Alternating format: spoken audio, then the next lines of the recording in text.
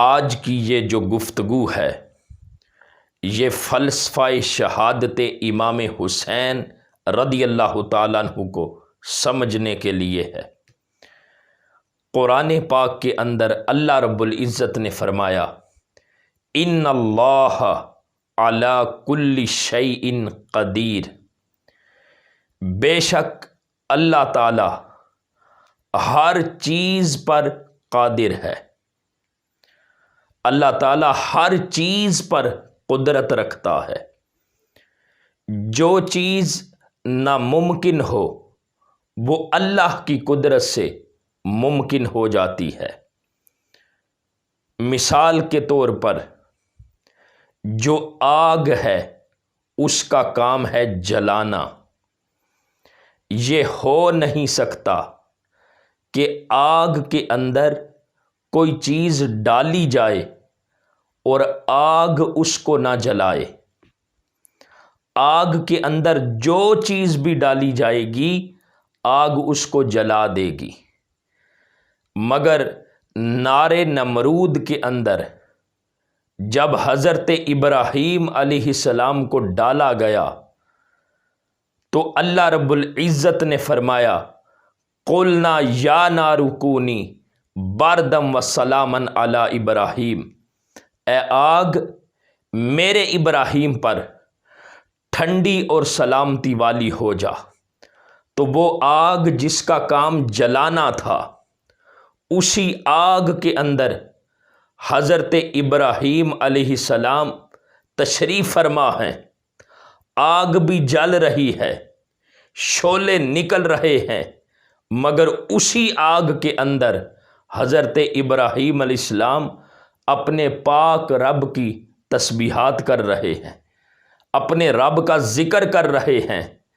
تو اس آگ نے حضرت ابراہیم علیہ السلام کو نہیں جلایا۔ کیوں؟ وہ اللہ کی قدرت ظاہر ہو رہی تھی۔ اللہ کی قدرت سے جو چیز ناممکن تھی وہ ممکن بن چکی تھی۔ یہ پہلی مثال ہے۔ اب دوسری مثال، اللہ کے نبی حضرت ابراہیم علیہ السلام نے جب اپنے بیٹے حضرت اسماعیل علیہ السلام کے گلے کے اوپر چھری رکھی ہے تو چھری کا کام ہے کاٹ کے رکھ دینا۔ یہ ہو نہیں سکتا کہ جو چیز چھری کی زد میں آئے اور چھری اس کو نہ کاٹے۔ حضرت ابراہیم علیہ السلام نے جب 70 مرتبہ اس چھری کو تیز کر کے حضرت اسماعیل علیہ السلام کے پاک اور نازک گلے پر رکھا ہے، چلایا ہے، مگر اس چھری نے کاٹا نہیں ہے۔ تو جو چیز ناممکن تھی وہ اللہ کی قدرت سے ممکن ہو گئی تھی۔ کیوں؟ اللہ تعالیٰ ہر چیز پر قادر ہے۔ تیسری مثال، جب قرآن پاک کے اندر حضرت نوح علیہ السلام کے طوفان کا ذکر پڑھتے ہیں کہ جب وہ طوفان آیا، جب طوفان آتا ہے تو وہ ہر چیز کو اپنے ساتھ بہا کے لے جاتا ہے۔ جب سیلاب آتا ہے ہر چیز اس کی زد میں بہہ جاتی ہے، مگر جب طوفان نوح آیا تھا اسی طوفان کے اندر جو حضرت نوح علیہ السلام کی کشتی تھی وہ سلامت رہی تھی۔ باقی سب کچھ بہہ گیا تھا، طوفان کی نظر ہو چکا تھا، مگر حضرت نوح علیہ السلام کی جو کشتی تھی وہ سلامت رہی تھی۔ کیوں؟ اللہ کی قدرت ظاہر ہوئی تھی۔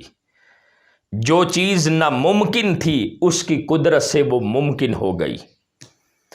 اسی طرح چوتھی مثال، جب ابرہہ اپنے ساتھ 900 ہاتھیوں کا لشکر لے کر اللہ کے گھر کعبے کو گرانے کے لیے آیا ہے تو چھوٹے چھوٹے پرندے ابابیل کے ذریعے وہ جو ابرہہ کا لشکر تھا اس کو تباہ کر دیا ہے۔ ایک چھوٹے سے پرندے ابابیل کے ذریعے سے بڑے جانور ہاتھی کو صفحہ ہستی سے مٹا دیا تھا، تو وہ چیز جو دیکھنے میں ناممکن نظر آتی تھی وہ اللہ کی قدرت سے ممکن ہو چکی تھی۔ کیوں؟ اللہ رب العزت ہر چیز پر قادر ہے۔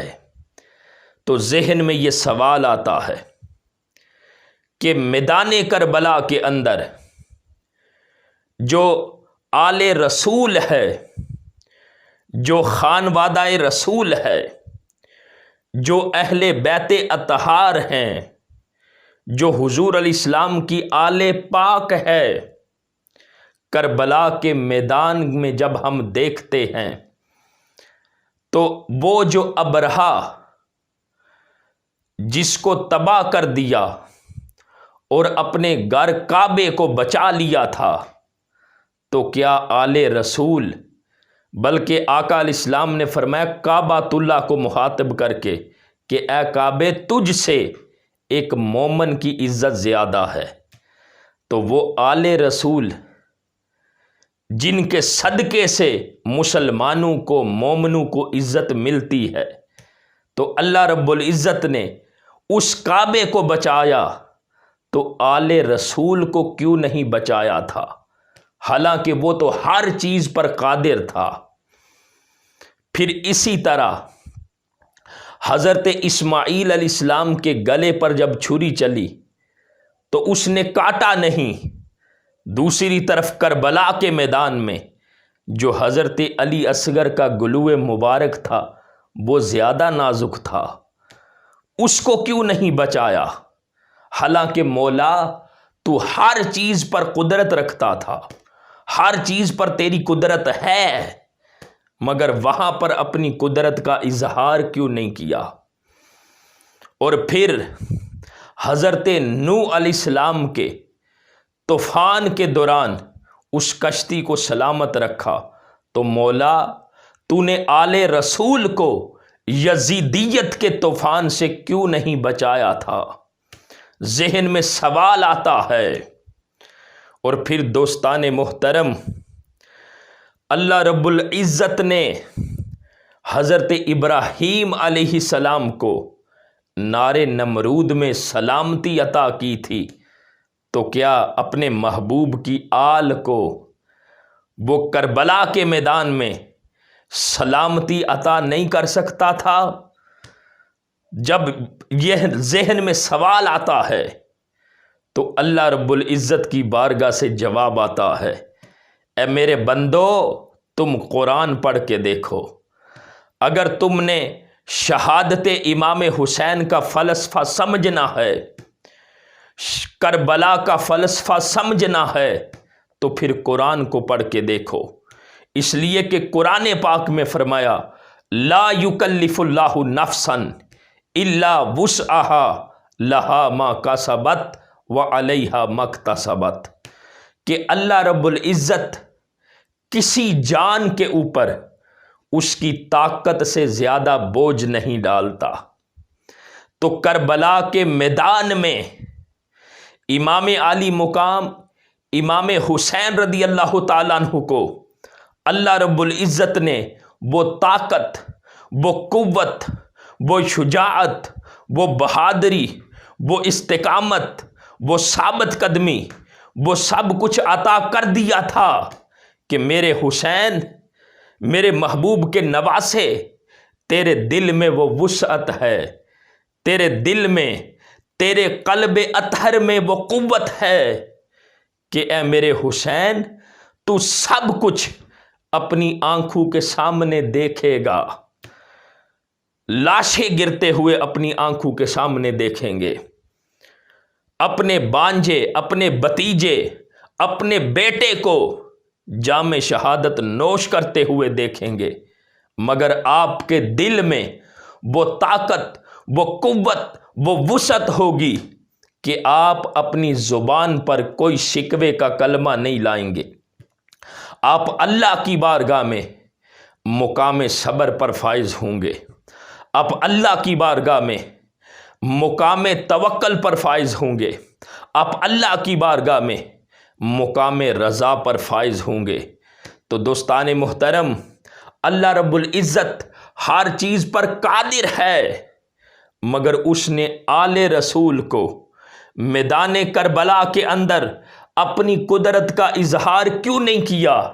اس لیے کہ امام حسین کربلا کے میدان میں اللہ کی رضا کے مقام پر فائز تھے، مقام صبر پر فائز تھے، بلکہ وہ رضا، وہ مقام صبر، وہ مقام توکل جس کی انسانی تاریخ میں دور دور تک کوئی مثال نہیں ملتی، تو وہ امام حسین کے دل میں وہ قوت تھی۔ اس لیے آپ اللہ کی بارگاہ میں مقام رضا پر فائز تھے۔ یہی فلسفہ کربلا ہے کہ سارا کچھ آپ نے اپنی آنکھوں کے سامنے دیکھا ہے، مگر اللہ کی بارگاہ میں مقام رضا پر فائز رہے ہیں۔ وہ جو حوصلہ تھا حسین کا، وہ جو جرت تھی امام حسین کی، وہ جو استقامت تھی امام حسین کی، وہ جو توکل تھا امام حسین کا، کسی نے کیا خوب کہا، وہ جو حوصلہ تھا حسین کا، نہ وہ دید ہے نہ وہ شنید ہے، نہ کسی نے دیکھا ہے نہ کسی نے سنا ہے۔ وہ جو حوصلہ تھا حسین کا، نہ وہ دید ہے نہ وہ شنید ہے۔ لگے زخم جو جسم پر تو کہا لوگو یہی عاشقوں کی عید ہے، کہ جب محب کو، جب خدا کے عاشق کو اس کے راستے میں زخم لگتے ہیں تو اس سے جو عاشق کا عشق ہے اس کو لذت ملتی ہے۔ عاشق لگے زخم جو جسم پر تو کہا یہی عاشقوں کی عید ہے۔